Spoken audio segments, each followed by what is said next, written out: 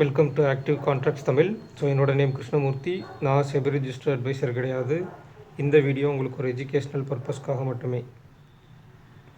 So வர September 7ஆம் தேதி நம்மளுக்கு மந்த்லி செஷன்ஸ் வந்து ஸ்டார்ட் ஆகுது. ஜாயின் பண்ணணும் விருப்பம் இருக்கவங்க 7904877610 அப்படின்ற நம்பருக்கு வாட்ஸ்அப் பண்ணி கிளாஸஸ்க்கான டீட்டெயில்ஸ் வாங்கிக்கிங்க. ஸோ ரிஜிஸ்டர் பண்ணணும்னு நினைக்கிறவங்க சீக்கிரமாக ரிஜிஸ்டர் பண்ணிக்கிங்க. ஏன் அப்படின்னா இன்னும் ஒரு 2-3 டேஸ் தான் இருக்குது. ஸோ மேக்ஸிமமே நம்ம வைக்கிறது வந்து 10 சீட்ஸ் தான், 10 பேர் தான். ஸோ அதுக்கு மேலே ஆட்கள் நம்ம வந்து ஜாயின் பண்ண மாட்டோம். ஸோ விருப்பம் உள்ளவங்க சீக்கிரமாக ஜாயின் பண்ணிக்கிங்க. ஸோ நேற்றுக்கு நம்ம எடுத்துருக்கக்கூடியது 24 டாப்பஸ்ட் எட்ஜ், அதாவது 24,600 to 24,800 ஷார்ட் எட்ஜ் எடுத்தோம் இல்லையா. அப்போ 24,600க்கும் 24,800க்கும் பேஸ் பண்ணி ப்ரீமியத்தை பேஸ் பண்ணி தான் நம்மளுக்கு short range and white range எடுத்தோம். அப்போ ஷார்ட் ரேஞ்சுடைய டாப் 24,880, ஒயிட் ரேஞ்சுடைய டாப் 24,912. இப்போ மார்க்கெட் ஓப்பன் ஆனது கிட்டத்தட்ட 270 பாயிண்ட்டுக்கு மேலே, அதாவது நியர்பை 300, நல்ல கேப் அப் ஓப்பன். ஓகேங்களா. பட் ஓப்பன் ஆனோடனே கீழே நம்ம ஆல்ரெடி சொல்லியிருக்கோம், எப்போவுமே ஒரு ஆக்டிவ் கான்ட்ராக்ட்ஸ் ரேஞ்சை தாண்டி ஓப்பன் ஆகுறாங்க அப்படின்னா திருப்பி அந்த ரேஞ்சுக்குள்ளே தான் வருவாங்கன்றது. சரிங்களா. அதை பேஸ் பண்ணி தான் இன்றைக்கி ஓப்பன் ஆனோடனே ஓப்பனுக்கு கீழே வந்துட்டாங்க. ஸோ ஓப்பனுக்கு கீழே வந்தவங்க அகெயின் திருப்பி நம்மளுக்கு எதாவது ஸ்டாப் லாஸாக காமிக்கிறாங்க அப்படின்னா ஓப்பனை தான் ஸ்டாப் லாஸாக காமிக்கிறாங்க. ஏன்னா நல்ல ஒரு டவுன்ஃபால் வந்து திருப்பி நம்மளுக்குள்ளே ரேஞ்சுக்குள்ளே வர்றாங்க. அப்போ ரேஞ்சுக்குள்ளே வர்றாங்கனாலே என்ன அர்த்தம், ஒன்று இந்த இடத்துல சைட் வேஸ் போடணும், ஆர்எல்ஸ் கீழே நம்ம 24,800 எஸ்டர்டே ஹை ப்ரீவியஸ் க்ளோஸ் இந்த லெவலுக்கு வரணும். அப்போ ஃபாஸ்ட்டாக அவங்க வர்ற அளவுக்கு எம்ப்ளாய்டு வாலட்டிலிட்டி இருக்கா. அதுக்கு முன்னாடி இங்கே ஸ்பாட் நம்மளுக்கு ஓப்பனுக்கு கீழே இருந்தால் ஃப்யூச்சர் ஓப்பனுக்கு கீழே இருக்கா, இல்லை. ஃப்யூச்சரும் ஓப்பனுக்கு கீழே இருந்தால் என்ன ஆகும், இன்னும் ஃபர்தராக கீழே டவுன் ட்ரெண்ட் வரும். அது ஃபஸ்ட்டு விஷயம். அடுத்து ஃபாஸ்ட்டாக வர்றதுக்கு எம்ப்ளாய்டு வாலட்டிலிட்டி இருக்கா, இல்லை. சரிங்களா. அப்போ என்ன அர்த்தம், ஒரு கால் ஆப்ஷன் நேற்றுக்கு கால் ஆப்ஷனை செல் பண்ணவங்க, அதாவது 24,800 செல் பண்ணவங்க இருக்காங்க இல்லைங்களா, அவங்க பேனிக் ஆகக்கூடிய இடம் இது. அப்போ இதுக்கு மேலே மார்க்கெட் அகைன் நின்றுருக்காங்களான்னு கேட்டால் கிடையாது. அப்போ ஓப்பன் ஆனோடனே ஃபஸ்ட்டு இம்ப்ரெஷன் நம்ம எங்கே வைக்கணும், ரேஞ்சுக்குள்ளே வர்றாங்களா, வந்துட்டாங்க. அப்போ அகெயின் மறுபடியும் கீழே வர்றதுக்கு ஸ்பாட்டும் ஃபியூச்சரும் ஓப்பனுக்கு கீழே இருக்கா, இல்லை. அப்போ வெயிட் பண்ணணும். ஸ்பாட்டும் ஃபியூச்சரும் ஓப்பனுக்கு கீழே வர்ற வரைக்கும் வெயிட் பண்ணணும். அப்போ ஒருவேளை ஓப்பனுக்கு கீழே வர்றாங்க, ஒரு டைம் ஃப்ரேமில் ஓப்பனுக்கு கீழே வர்றாங்க, அப்போ நம்மளுக்கு இங்கே ஸ்பாட்டில் என்ன மாதிரி வர்றாங்க, எது ஸ்டாப் லாஸ். இதில் நீங்கள் எங்கே எடுத்திங்கனாலும் உங்களுக்கு ஓப்பன் தான் ஸ்டாப் லாஸ். ஏன் அப்படின்னா ஒரு மல்டிபிள் ஸ்ட்ராங்கிள் கால் சைடு இருந்தது. 24,900 புட் ஆப்ஷன், 900 கால் ஆப்ஷன். சரிங்களா. 900 put option, 24,900 call option, 950 call option and 25,000 call option. இப்போ சிம்பிளாக நீங்கள் புரிஞ்சுக்கணுன்னா, மார்க்கெட் ஓப்பன் ஆகிட்டோன்னே ஓப்பனுக்கு கீழே ஸ்பாட் வந்து ஓப்பனுக்கு கீழே, ஃப்யூச்சர் வந்து ஓப்பனுக்கு மேலே. இப்போ நம்மளுக்கு இந்த டேபிள் எதை பேஸ் பண்ணி நம்மளுக்கு ரன் ஆகுது, ஸ்பாட்டை பேஸ் பண்ணி ரன் ஆகுது.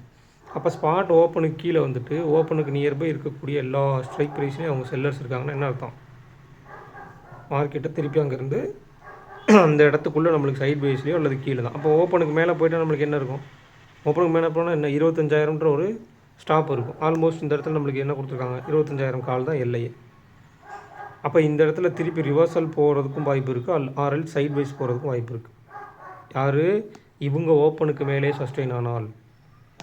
பட் இவங்க என்ன ஆகிறாங்க, இவங்களும் ஓப்பனுக்கு கீழே வந்துடுறாங்க ஃப்யூச்சரும். அப்போ என்ன ஆகுது, அங்கேருந்து டவுன் ட்ரெண்ட் ஸ்டார்ட் ஆகிட்டு கொஞ்சம் கொஞ்சமாக பொறுமையாக டவுன் ஆகும். ஏன்னா இம்ப்ளாய்டு வாலட்டிலிட்டி கம்மி. ஸோ ஒரு பொறுமையான டவுன் வருது. சரிங்களா. வெறும் நியூஸ் மட்டும் பேஸ் பண்ணி பாசிட்டிவ்னு பெறக்கூடாது. ஒரு பாசிட்டிவான நியூஸ் வந்துச்சுன்னா அதுக்கு இங்கே டெக்னிக்கலாக எப்படி இருக்காங்கன்னு பார்க்கணும். டெக்னிக்கலாக அவங்க நெகட்டிவாக இருந்தால் என்ன ஆகும், பாசிட்டிவாக நியூஸ் வச்சு கால் ஆப்ஷன் பையரை வந்து கொண்டு வந்துட்டு டெக்னிக்கலாக அவங்க நெகட்டிவில் வச்சுட்டு கால் ஆப்ஷனை வந்து டிகே பண்ணிட்டே வருவாங்க. நல்லா நீங்கள் பாருங்கள், ப்ரீவியஸ் க்ளோஸ்க்கு மேலே கால் ஆப்ஷன், ப்ரீவியஸ் க்ளோஸ்க்கு மேலே எவ்வளோ கேப்பை ஓப்பன் ஆனவங்க மேக்ஸிமம் எல்லோரும் ப்ரீவியஸ் க்ளோஸ்க்கு கீழே வந்திருக்காங்க. ஓகேங்களா. அதை நீங்கள் கொஞ்சம் அண்டர்ஸ்டாண்ட் பண்ணிங்கன்னா தெரிஞ்சிடும். அதாவது கிட்டத்தட்ட நம்மளுக்கு 24,800 இருக்கட்டும் நேற்றுக்கு இருக்கக்கூடிய அந்த ஸ்ட்ரைக் ப்ரைஸ்.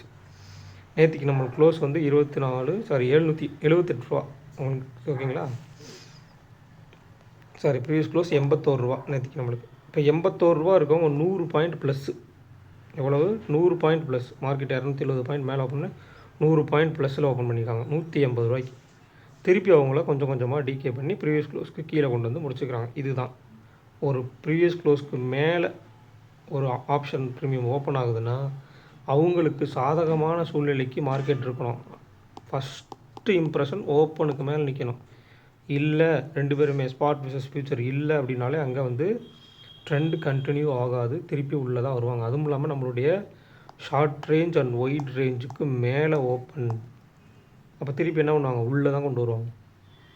அண்டர்ஸ்டாண்ட் பண்ணிக்கணும். அதுதான் ஒரு 2 விஷயம், பாசிட்டிவாக நியூஸும் கொடுத்து நெகட்டிவாக டெக்னிக்கலாக மார்க்கெட்டை வச்சிடுறது. அப்போ என்ன ஆகும், நியூஸ் படி நம்மளுக்கு பாசிட்டிவ்னு சொல்லிட்டு நிறைய பேர் பாசிட்டிவாக அப்ரோச் பண்ணுவாங்க. ஆனால் அங்கே நம்ம வாங்கக்கூடிய கால் ஆப்ஷன் கொஞ்சம் கொஞ்சமாக டிகே ஆகிட்டு வர்றது நம்மளுக்கே தெரியாமல் கடைசியில் டிகே ஆகி நம்ம கையில் கொடுத்துட்டு போயிடுவோம். ஸோ இதான் கொஞ்சம் கேர்ஃபுல்லாக பார்க்கணும். ஸோ அடுத்ததாக நம்மளுக்கு நாளைக்கு ஸ்ட்ரைக் ப்ரைஸ் எடுத்துட்டோம்னா கிட்டத்தட்ட நம்மளுக்கு 6 ஸ்ட்ரைக் ப்ரைஸில் நம்மளுக்கு நல்லா நீங்கள் இதில் கூர்ந்து கவனிக்க வேண்டிய விஷயம், இதுக்கு ஒரு 2 டேஸ் முன்னாடி இந்த மாதிரி 24,700 டு மேலே 25,000, சரிங்களா, 300 பாயிண்ட் ரேஞ்ச். இதுக்கு இடையில் 24,900 ஸ்ட்ராடில், 24,800 ஸ்ட்ராடில், சரிங்களா. அதாவது 2 ஸ்ட்ரைக் ப்ரைஸ் இருக்குது, ஸ்ட்ராடிலாக இல்லை, பட் ரெண்டுமே அங்கே கம்பைன் ஆகி செல் ஆகிருக்கு. ஸ்ட்ராடில்னு தான் நீங்கள் கணக்கில் எடுத்துக்கணும் ஆல்மோஸ்ட். அப்போ மார்க்கெட் முடிஞ்சிருக்க இடம் 24,734, அதுக்கு கீழே உள்ள புட் ஆப்ஷன் 24,700 அண்ட் அதுக்கு மேலே உள்ளது 24,800. அவங்க தான் வந்து ஷார்ட் ரேஞ்சோட டாப் அண்ட் பாட்டம், ஷார்ட் எட்ஜோட டாப் அண்ட் பாட்டம். ஷார்ட் எட்ஜோட மிட் பாயிண்ட் அப்படின்றது நம்மளுக்கு 24,750. இப்போ ஒய்டராக எடுத்துட்டிங்க அப்படின்னா 24,700 டு 25,000. அப்போ அவங்களுக்குள்ள மிட் பாயிண்ட் வந்து 24,850. அப்போ 750 டு 850 100 பாயிண்ட் ரேஞ்ச். அப்போ இந்த மாதிரி மிட் பாயிண்ட்டுக்குள்ளே 100 பாயிண்ட் இருக்குன்னா என்ன ஆகும், நேத்திக்கு அது சினாரியோ தான் இருந்துச்சு, சரிங்களா. நேத்திக்கு அந்த சினாரியோ தான் இருந்துச்சு. மிட் பாயிண்ட்டுக்குள்ளே, மிட் பாயிண்ட் 2 மிட் பாயிண்ட்டுக்கும் 100 பாயிண்ட். நம்ம இந்த இடத்துல பார்த்தோமா 24,550 டு 24,650. என்ன பண்ணாங்க, அந்த 100 பாயிண்ட்டுக்குள்ளே மேக்ஸிமம் ஆஃப் த டைம் அதுக்குள்ளே மார்க்கெட்டை வச்சுட்டு அகைன் பிரேக் பண்ணி கொண்டு போனாங்க. ஸோ அந்த மிட் பாயிண்ட்டுக்கு இடையில் 100 பாயிண்ட் 150 பாயிண்ட் அப்படிலாம் வரும்போது கொஞ்சம் கேர்ஃபுல்லாக இருக்கணும். அதுக்குள்பட்டு ஒரு சைட் வைஸ் ரேஞ்சு போகிறதுக்கு சான்சஸ் இருக்குது. ஷார்ட் எட்ஜோட மிட்டும் ஒயிட் எட்ஜோட மிட் பாயிண்ட்டும், ஓகேங்களா. இப்போ ரேஞ்சு நம்ம எப்படி கால்குலேட் பண்ணணும், இங்கே வந்து 800 புட் ஆப்ஷன் 900 கால் ஆப்ஷன் கொடுத்துருக்காங்க. மார்க்கெட் 800க்கும் 900க்கும் இடையில் இல்லை, கீழே தான் இருக்காங்க. அப்போ 24,700 புட் ஆப்ஷன் 800 கால் ஆப்ஷனை பேஸ் பண்ணி தான் எடுக்கணும். அப்போ 24,800 கால் ஆப்ஷனுக்கு அகெயின் நம்மளுக்கு நேற்று கிடைக்கக்கூடிய அதே ஷார்ட் ரேஞ்ச் தான் 24,878 நியர்பை தான் ஷார்ட் ரேஞ்சோட டாப். 24,700 மைனஸ் 75 அப்படின்னா 24,625 அப்படின்றது ஷார்ட் ரேஞ்சோட பாட்டம். அடுத்தது நம்மளுக்கு 78 ப்ளஸ் 75 அப்படின்னு 153. அப்போ 24,953 அப்படின்றது ஒயிட் ரேஞ்சோட டாப் நியர்பை, அதுவும் அங்கே தான் நிற்கிறோம். ஆனால் கீழே பாட்டம் வந்து குறையுது. எப்படின்னு கேட்டிங்கன்னா 24,700 மைனஸ் 153 அப்படின்னு எடுத்துக்கிட்டால் 24,547, ஓகேங்களா. கீழே உள்ள இருக்கக்கூடிய ஒரு ஆப்ஷன் வந்து கொஞ்சம் மேலே கொண்டு வராங்க, நியர்பை ஒரு 10 to 15 பாயிண்ட்ஸ் கொஞ்சம் மேலே கொண்டு வரோம். அப்போ இதை நீங்கள் கவனித்து பார்க்கணும், எந்த மாதிரி இவங்க ரேஞ்சு செட் பண்ணுறாங்க அப்படின்றத பொறுத்து. நாளைக்கு ஓப்பன் எப்படி, அதாவது இப்போ ஓவரால் எடுத்துக்கிட்டிங்க அப்படின்னா நிஃப்டியவே நம்மளுக்கு நல்லா நீங்கள் அண்டர்ஸ்டாண்ட் பண்ணி பாருங்கள். இந்த வீக்குடைய வீக்லி ஓப்பன், சரிங்களா. இந்த வீக்குடைய வீக்லிக்கு மேலே, வீக்லி ஓப்பன்றது ரொம்ப நம்மளுக்கு கீழே இருக்காங்கன்னு வச்சுக்கோங்க. வீக்லி ஓப்பனுக்கு மேலே, மந்த்லி ஓப்பனுக்கு மேலே, லாஸ்ட்டு மந்தோட ஓப்பன் நியர்பை ஒரு ரேஞ்ச் இருக்குங்களா, அந்த இடத்துக்கிட்ட தான் இப்போ இருக்காங்க மார்க்கெட், ஓகேங்களா. லாஸ்ட் மந்த் எந்த இடத்துல ஓப்பன் ஆகிட்டு கீழே டவுன் போனாங்களோ திருப்பி அதே இடத்துக்கு தான் கொண்டு வந்துக்கிறாங்க மார்க்கெட். ஸோ இதை வந்து நம்ம கன்சிடர் பண்ணி பார்க்கணும். மார்க்கெட் ஓவரால் அப் ட்ரெண்ட் அப்படின்னு எடுத்துக்கணும்னா எதுக்கு மேலே அப்படின்னா 25,153க்கு மேலே தான் அப் சைடு, சரிங்களா. அதை தாண்டினா தான் அப் சைடு. ஏன்னா லாஸ்ட்டு மந்தோட ஹை மந்த்லியில் பார்க்கும்போது. அடுத்து இதை நீங்கள் வீக்லிக்கு கன்வெர்ட் பண்ணிங்க அப்படின்னா சொல்கிறேன் எந்தெந்த இடத்துலலாம் ரெசிஸ்டன்ஸ் இருக்குன்றத வெறும் சினாரியோ பேசிஸில் சொல்கிறேன். ஸோ ஸோ 25,021 நம்மளுக்கு என்ன இருக்காங்க, ஒரு ரெசிஸ்டன்ஸ் இருக்காங்க.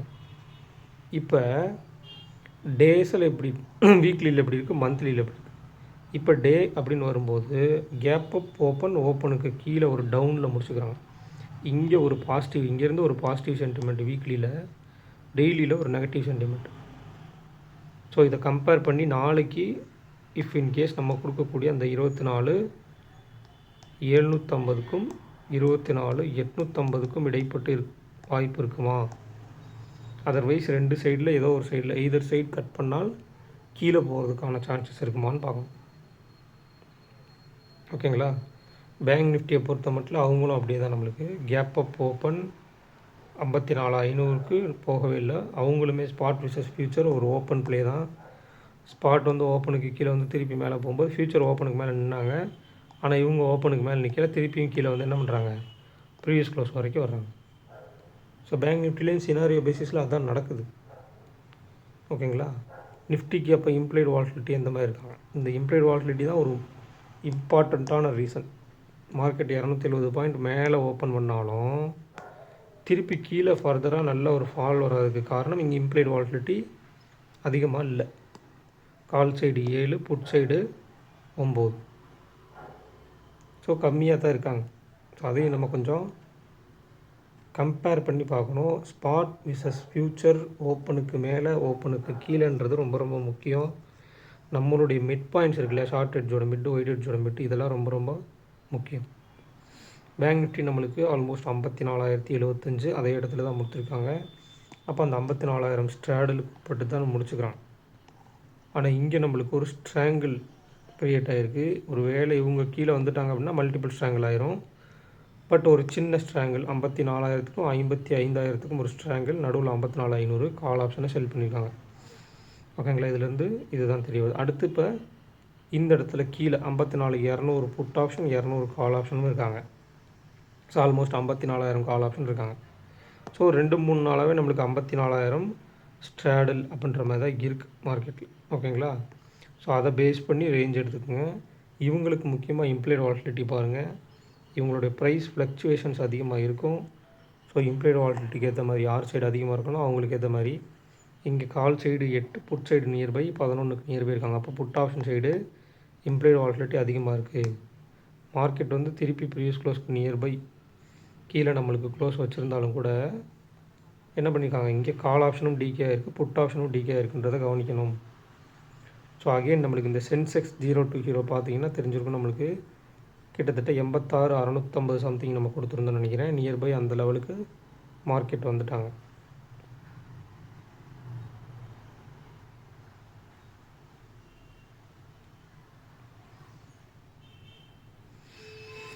கிட்டத்தட்ட 80,650 அப்படின்ற லெவல் கொடுத்துருந்தோம். மார்க்கெட் ஓப்பன் ஆனது மேலே அப்படின்னாலும் கூட ஓப்பனுக்கு கீழே அப்படின்ற ஒரு விஷயத்தை வச்சு கொஞ்சம் கொஞ்சமாக நம்மளுக்கு 80,600ன்ற லெவலுக்கு வந்து முடிச்சுக்கிறாங்க. அவங்களுமே இதே சேம் தான். நிஃப்டி எப்படி, பேங்க் நிஃப்டி எப்படியோ அதே மாதிரி சேம் சினாரியோவில் தான் அவங்களும் முடிச்சுக்கிறாங்க. ஓகேங்களா? அப்போ கிட்டத்தட்ட இந்த இடத்துல 81,000 புட் ஆப்ஷன் என்ன ப்ரைஸ் போயிருக்காங்கன்னு பார்க்கணும். அப்போ நேற்றுக்கு நம்ம முடிச்சிருக்கக்கூடிய இந்த 80,600 சம்திங் கொடுத்துருந்தோம் இல்லையா ஒரு லெவல், நியர்பை அந்த லெவலுக்கு தான் கொண்டு வந்து திருப்பி உள்ளே தான் முடிச்சுக்கிறாங்க. ஓகேங்களா? எப்படி பார்த்தாலும் அந்த ரேஞ்சை விட்டு தாண்டாது. ஆக்டிவ் கான்ட்ராக்ட்ஸை ரேஞ்சை விட்டு தாண்டுறது அப்படின்றது உங்களுக்கு 80% நடக்காது. 20% தான் நடக்கிறதுக்கு வாய்ப்புகள் இருக்குது. அப்படியே அவங்க தாண்டி ஒரு கேப் அப் நடந்த நல்ல ஒரு கேப் அப் நடந்து ஓப்பனுக்கு மேலே போனாலும் அந்த நிலைப்பாடு ஒருமுக பயணமாக இருக்காது, ஒரே சைடாக போகாது. திருப்பி ஒரு இடத்துல ரிவர்ஸில் எடுத்து திருப்பி கீழே வந்து ஓப்பனுக்கு கீழே தான் வந்து முடிவாங்க. ரேஞ்சுக்குள்ளே தான் உட்பட்டு தான் முடிக்க பார்ப்பாங்க. அல்லது ஒரு ட்ரெண்டே கண்டினியூ ஆனாலும் திருப்பி வர்றதுக்கு அதிகபட்ச வாய்ப்புகள் இருக்குது. இதை நான் எப்படி சொல்கிறேன் அப்படின்னா, நீங்கள் போய் டேபிள் எடுத்து அதாவது எங்கெங்கெல்லாம் மார்க்கெட் வந்து பெரிய கேப் அப் நடந்திருக்கு, கேப் டவுன் நடந்திருக்கு அப்படின்றத பாருங்கள். அந்த நேரத்தில் அந்த நாட்களில் நம்ம கொடுத்துருக்கக்கூடிய ரேஞ்ச் என்னென்னு பாருங்கள்.